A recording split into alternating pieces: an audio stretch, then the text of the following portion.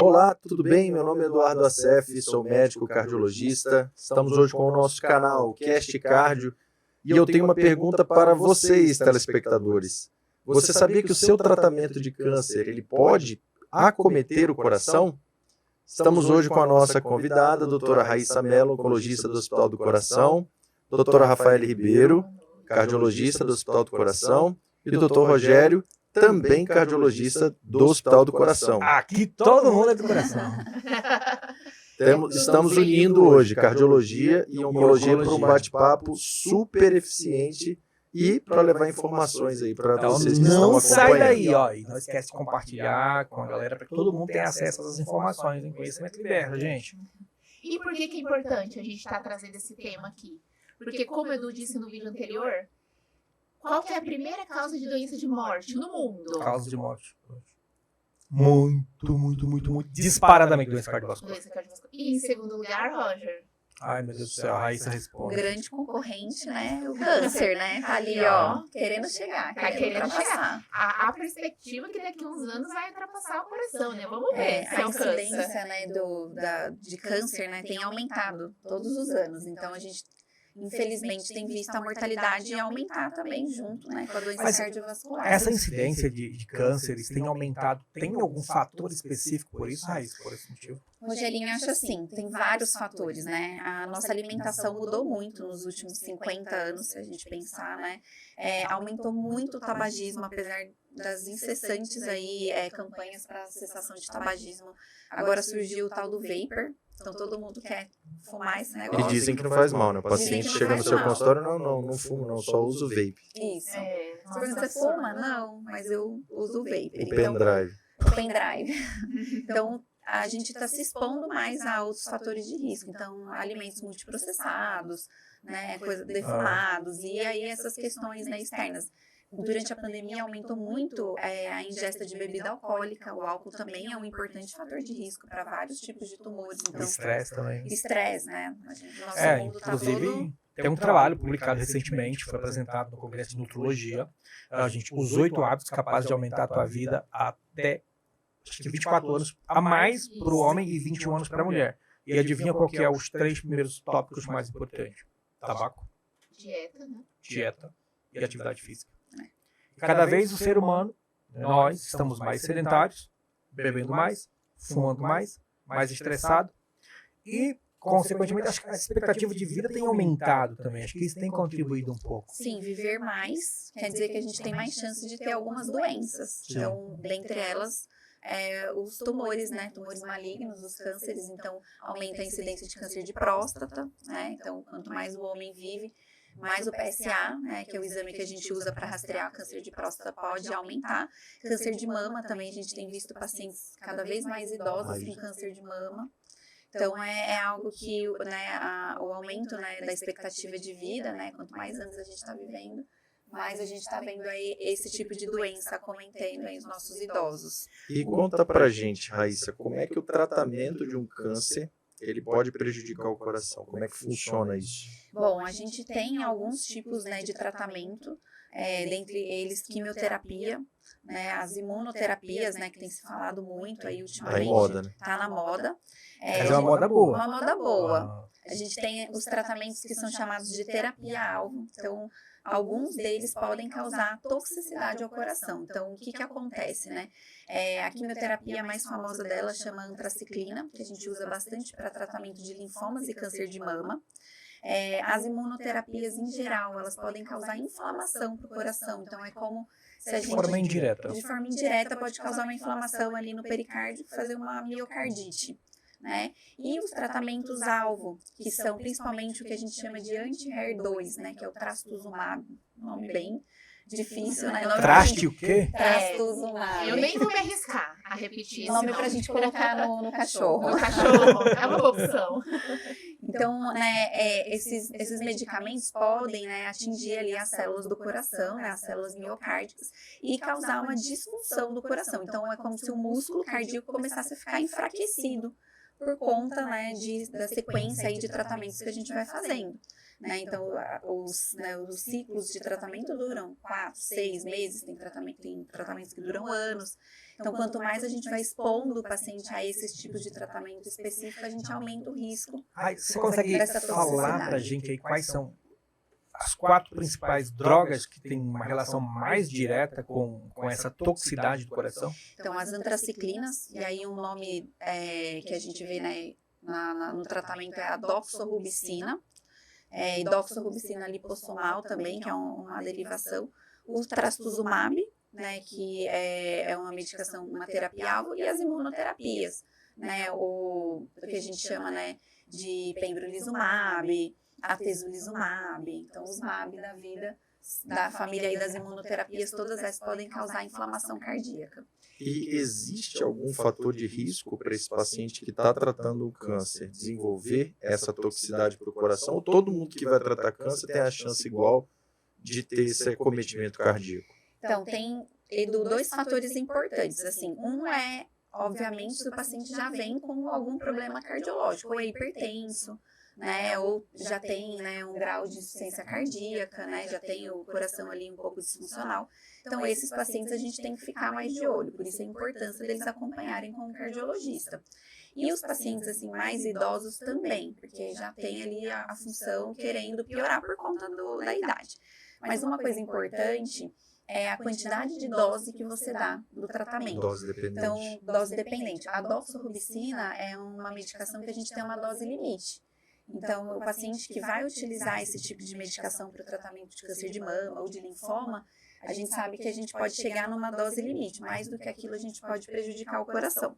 Agora, o trastuzumab, né, que também é para câncer de mama e hoje a gente usa também para câncer de estômago, ele pode causar disfunção cardíaca, mas na suspensão dele o paciente tem, assim, muitas chances de recuperar a função.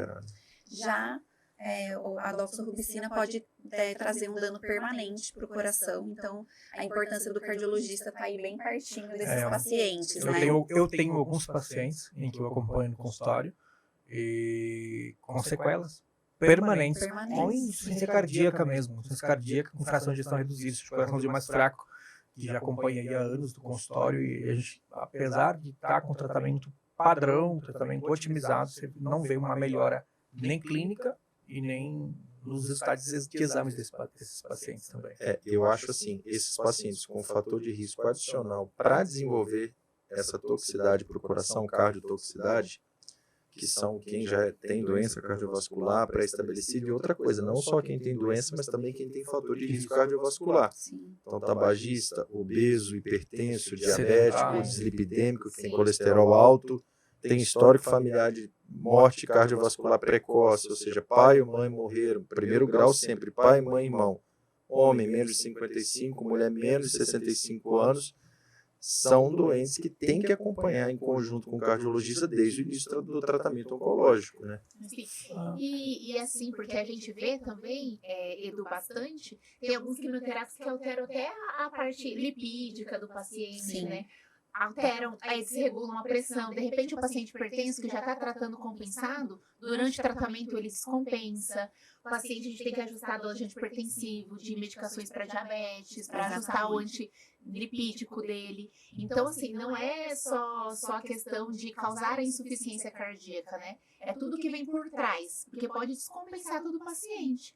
Causa estresse. Então, esse paciente, por exemplo, paciente oncológico, é um paciente que está mais fragilizado, está com a imunidade baixa. Então, é um paciente que já tem mais predisposição a ter infecções. Essas infecções podem estressar muito o coração, dar arritmias. Em especial infecções por vírus, que comumente afetam o coração, ainda mais nesse período de pandemia. A gente tem o Covid aí causando grandes estragos, outros vírus como CMV, como parvovírus, alguns vírus respiratórios de criança causando grandes estragos nos corações. Influenza mesmo, né? Que a gente até tem vacina, mas...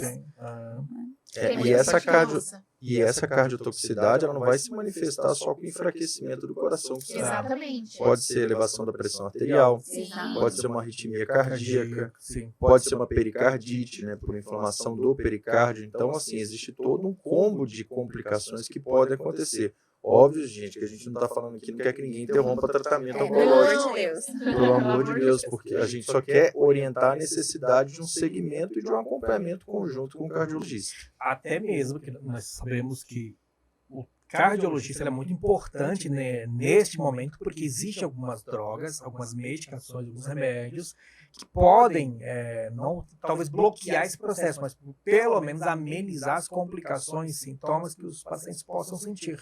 Quanto antes, né, a gente conseguir identificar, né, o aumento da pressão, né, os sintomas aí que podem causar, que podem estar, né, sendo aí referentes ao processo de adoecimento do coração, e a gente encaminhar para o cardiologista, mas a gente vai poder tratar e o paciente continuar o tratamento oncológico dele com bastante segurança. E nós hoje dispomos de várias medicações que a gente chama de cardioprotetores, Sim, né, Exato. que podem... E às vezes usando precocemente a gente diminui muito os danos para o coração, né, durante o tratamento. E uma coisa que eu acho que é importante citar também, que às vezes não é, até durante o tratamento pode ser que não ocorra nenhum dano no coração. Mas o paciente não pode abandonar o cardiologista, porque eles podem se manifestar mais pra frente, né, Raíssa? Exatamente. A gente tem alguns efeitos colaterais que podem aparecer aí depois de um ano e meio que o paciente interrompeu o tratamento.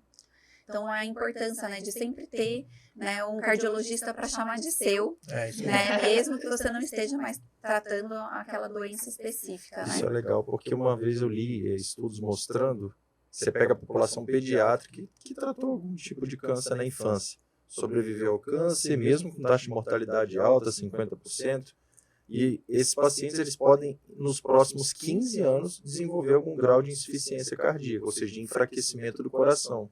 Então, tem que ficar claro essa necessidade de estar acompanhando semestralmente, anualmente, mas não abandonar o tratamento cardiológico. Eu quero te fazer uma pergunta agora um pouco mais técnica, mas eu acho que é importante para os nossos pacientes saberem, que a gente sabe que nos interiores e em outros estados do Brasil, nem todo mundo tem acesso ao que nós temos aqui em São Paulo hoje, nos hospitais que nós trabalhamos. Vamos por exemplo, o cara está usando uma antraciclina, que é uma droga tóxica, né, teoricamente cardiotóxica para o coração. Teoricamente não, cientificamente. Né? É uma droga, é uma medicação que causa toxicidade, que é dose dependente. E aí ele procura o Eduardo lá no consultório dele, já com alguns sintomas. Como faz diagnóstico desse paciente? Você pede o que para esse paciente? Que tipo de exame? Isso é muito interessante, porque a cardiotoxicidade ela é definida por 3 alterações.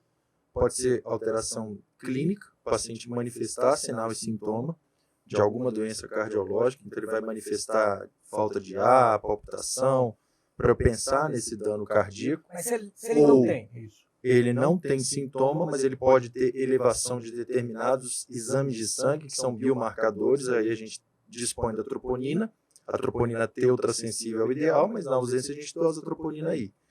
E o NT-proBNP, que são exames que a gente coleta através do sangue, facilmente, resultado super rápido, e que me mostra que está tendo alguma lesão para o coração.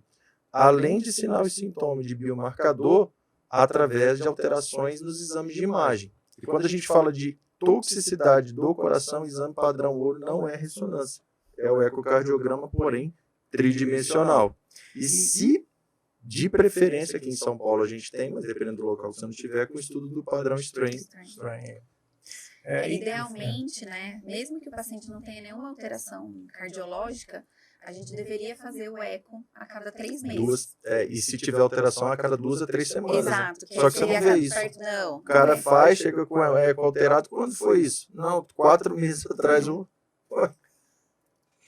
ideal é a gente ter um antes até, né, do inicial do tratamento, porque a gente vai ter o padrão normal do paciente ali. Porque às vezes é um paciente que já tem uma disfunção e você não vai saber se aquilo piorou ou não. Né, o correto seria todo paciente que vai iniciar um tratamento quimioterápico ou radioterapia, que possivelmente pode ter algum grau de cometimento cardiovascular, ele ter esses exames pré.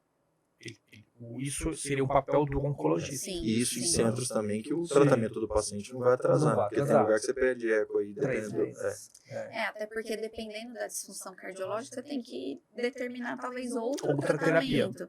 que seja tão eficiente, claro, né, para tratar aquele tipo de câncer, mas que não prejudique o coração do paciente, porque sem coração... Mas aí a pergunta principal, estou tratando o câncer, meu coração está comprometido, o que eu faço com o tratamento do câncer, Raíssa? Então, se for, né, a questão da doxorubicina, né, que a gente tem uma dose dependente, talvez a gente tenha que interromper o tratamento ou trocar a quimioterapia, né, tratar o momento da descompensação, né, do coração, tratar a insuficiência cardíaca e trocar o tratamento. Se for, por exemplo, no caso dessa terapia-alvo, né, que a gente usa bastante, que é o trastuzumab, a gente pode interromper o tratamento por algumas semanas, fazer o tratamento da IC. Se o paciente recuperou função cardíaca, a gente pode retomar o tratamento e seguir só com exames.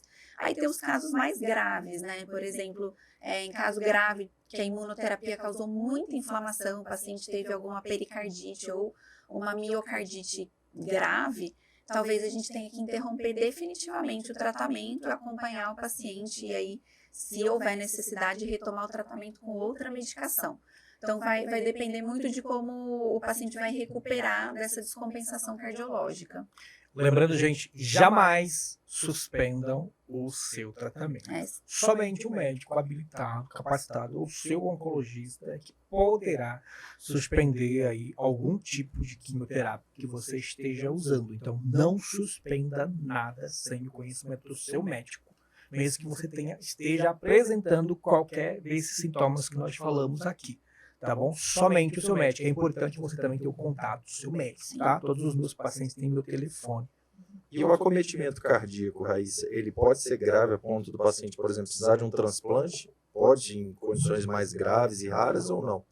Eu nunca vi ninguém ir para o transplante com uma doença oncológica, por exemplo, né, em atividade, porque a gente tem uma doença potencialmente, né, grave e que o paciente pode ter complicações para fazer um transplante, mas a gente pode ter complicações. Eu já vi um paciente que ficou muito grave na UTI, mas assim, ele recuperou, mas recuperou pouco a função cardíaca. Então, aquele paciente que precisou, né, ficar um tempo com dobutamina, né, que é a medicação para fortalecer o coração, a gente conseguir desmamar, e aí todos os cuidados aí que vocês têm com os pacientes com insuficiência cardíaca grave, mas assim, chegar ao ponto de fazer um transplante, eu particularmente não vi. Mas o paciente pode ficar bem grave. E uma coisa que a gente não falou, que é o principal, cardiotoxicidade é um diagnóstico de exclusão. Você só pode falar que é secundário ao tratamento do câncer depois de excluir outras causas, né? Sem dúvida.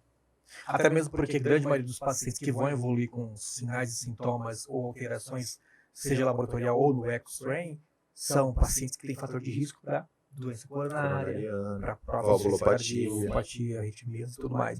Então, por isso que acho que vamos dizer assim, a expertise do cardiologista, nesse caso, ela é importante. A nos procurem. Claro. Eu acho que essa interação, né, entre especialidades é muito importante, porque, assim, como os meninos já enfatizaram, existe tratamento para cardiotoxicidade, né? E na maioria das vezes, as medicações cardioprotetoras são efetivos. Sim. E aí você fazendo esse alinhamento com a equipe da oncologia, optando por uma opção menos tóxica ou mesmo interrompendo por um tempo o tratamento, o paciente vai conseguir terminar, vai ter sucesso no tratamento do câncer e não vai ter sequelas graves no coração. Porque essa alteração ela pode ser reversível, né? Exatamente, ela pode ser reversível.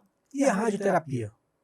Tem algum problema? Bom, a radioterapia, dependendo ali da localização que você vai irradiar, ela pode sim trazer algum acometimento para o coração. Então, a gente sabe, né? Você vê um monte de paciente aí com retite actínica, com cistite actínica, e tem cardiactínica? Não conheço esse termo, mas assim, o que a gente tem é uma inflamação que pode ocorrer. Né? O paciente pode fazer pericardite, né? Se tem ali... Pericardite actínica. Pode ser. Excluído aí outras causas de pericardite, né? Podemos chamar assim. Mas a localização, né? Porque a radioterapia é um tratamento local. Então, não é igual a químio, né? A imuno, a terapia-alvo. Ela vai agir ali naquela localização. Então, a gente tende a evitar, né? A radioterapia ali próximo do coração, mas às vezes nem sempre acaba pegando um pouquinho. E aí causa inflamação ali, né, do pericárdico, né, que recobre ali o coração e causa pericardite. E aí, o que acontece? A radioterapia, ela dá uns efeitos mais tardios. Então, o paciente, às vezes, terminou o tratamento e passa ali 1, 2 meses e ele começa com sintomas. E aí, não tem muito o que você fazer, porque a quimio a gente para, aí passa o efeito. A rádio já A foi. rádio Cara, já foi. Eu tenho um exemplo disso. Logo que eu formei, eu servi o exército no Rio de Janeiro. E eu trabalhava fora, dava plantão numa UBS lá do Rio de Janeiro, que chamava Marechal Hermes, lá na zona quase oeste do Rio Norte. E aí, primeiro plantão, estava com um colega que formou comigo, João Paulo, nós servimos juntos. Chegou uma senhora e ela falou, olha, eu faço tratamento de câncer de mama e estou fazendo a última sessão de radioterapia, foi não sei quando. Estou com uma dorzinha no peito, mas era recente a rádio. Estou com uma dorzinha no peito, eu, recém-formado, o que eu pedi? Troponina e eletro. O eletro veio normal, a troponina da mulher estourada. Eu falei, foi o primeiro diagnóstico de infarto errado que eu dei. Eu falei, a senhora está infartando, vamos ter que internar, referenciar para o hospital, DAS, e tudo, clopidogrel na UPA, era o que tinha. E a gente transferiu, eu falei com a família, é muito grave, está infartada, a gente nem sabia o que era cardiotoxicidade de tratamento oncológico. Como que a gente evolui, né, com a residência, com a especialização, e vai atualizando. E o que é muito comum hoje, a gente trabalha muito em cirurgia cardíaca, a gente recebeu vários pacientes já com acometimento de mediastino, Sim. por exemplo, valvopatia, provavelmente acelerada pela radioterapia. Esses pacientes, para o cirurgião operar, meu Deus do céu. Dá trabalho. A radioterapia, né, algumas químios também causam isso, é como se estivesse endurecendo ali. Sim.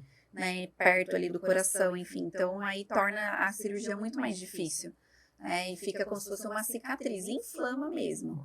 Então, aí mais um motivo para o paciente estar bem perto do seu cardiologista, para eles poderem ajudar a gente aí a melhorar a qualidade aí de sintomas de vida e o paciente não precisar interromper os tratamentos.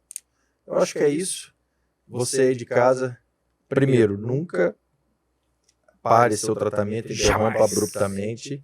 Eu acho que o nosso objetivo dessa conversa de hoje, desse bate-papo, é fazer com que o paciente que encontra-se em tratamento de um câncer, faça também o segmento cardiológico. Rafa, alguma mensagem para o pessoal de casa a mais? Acho que é enfatizar isso, Edu. Os quimioterápicos, as imunobiológicos, eles podem ser prejudiciais para o coração, mas a gente consegue fazer o tratamento com controle adequado. Então, assim, tenha seu oncologista de referência, tenha seu cardiologista e que de preferência que eles se conversem, né?